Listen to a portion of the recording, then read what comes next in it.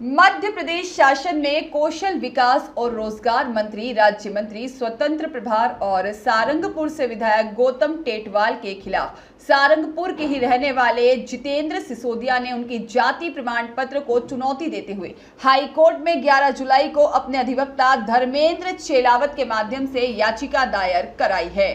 अधिवक्ता धर्मेंद्र चेलावत ने बताया कि मध्य प्रदेश शासन में राज्य मंत्री गौतम टेटवाल ने सारंगपुर विधानसभा से चुनाव लड़ा था, जो एससी कैटेगरी अनुसूचित जाति के उम्मीदवार के लिए रिजर्व सीट थी। अधिवक्ता धर्मेंद्र चेलावत ने बताया कि इससे पहले भी इस मामले में कुछ शिकायतें हुई हैं, जिसमें यह कहा गया है कि इनकी जो जाति है वो झिंगर होकर यह ओबीसी श्रेणी में आती है, जो पिछड़ा वर्ग में ली गई है, और इनके जो सारे शैक्षणिक दस्तावेज हैं, इनके पिता भाई बहन के सभी के दस्तावेज और सारंगपुर में जो भवन के दस्तावेज हैं उसमें भी झिंगल लिखा हुआ है।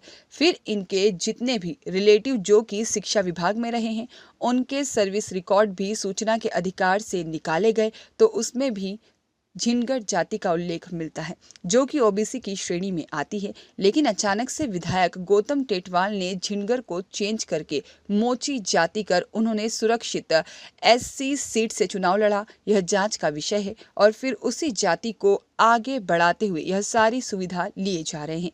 दरअसल यह मामला सर्वोच्च संस्था छानबीन समिति देखती है, जो इस बात की जांच करती है कि जाति प्रमाण पत्र सही है या नहीं, लेकिन उनको बुलाया नहीं गया।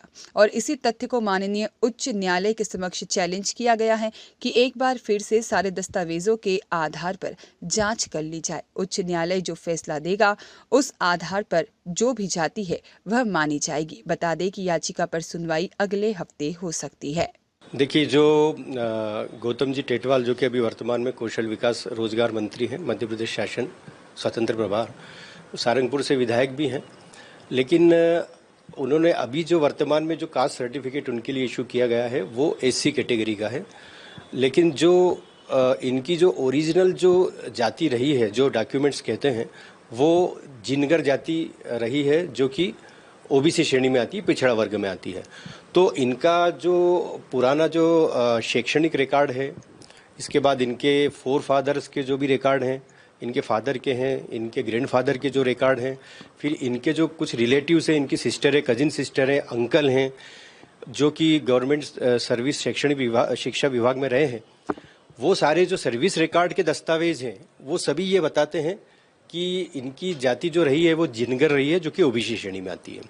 तो ये सारे दस्तावेजों को इकट्ठा करके पूर्व में भी इनके विरुद्ध शिकायत हुई है, और वो शिकायत जो हुई वो फिर जो एक इसकी अथॉरिटी रहती है वो शिकायत जाती है छानबीन समिति के सामने, जो एक स्क्रीनिंग कमेटी रहती है। वो स्क्रीनिंग कमेटी ने भी डिसाइड किया कि इनकी जाति जो है वो एससी कैटेगरी की है। लेकिन हमारा जो इसमें आपत्ति वो ये है कि जब छानबीन समिति की भी जो भी कार्रवाई हुई उसमें जो शिकायत करता है, जिनके पास ये सारे दस्तावेज जो उन्होंने आरटीआई के माध्यम से निकाले गए थे, वो सारे दस्तावेज लेकर शिकायतकर्ता वहां पर जाते, अगर उनको बुलाया जाता तो उन्हें बुलाया नहीं गया है। तो ये एक तरफा जो निर्णय हुआ है ना, मतलब अपॉर्चुनिटी ऑफ हियरिंग देना चाहिए, जो कि नेचुरल जस्टिस का उल्लंघन है। तो इसी बात को लेकर ये याचिका दायर की गई है। और सारंगपुर के जो है जितेंद्र जी उनके द्वारा ये पिटीशन लगाई गई है।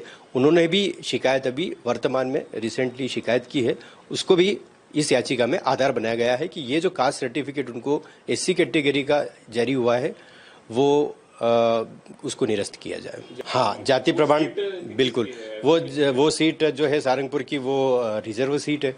तो अगर जाति प्रमाण पत्र एक बहुत मतलब आज की तारीख में उनकी मतलब एक महत्वपूर्ण दस्तावेज हो गया है और उसकी सारी सुविधाएं का लाभ वो प्राप्त कर रहे हैं।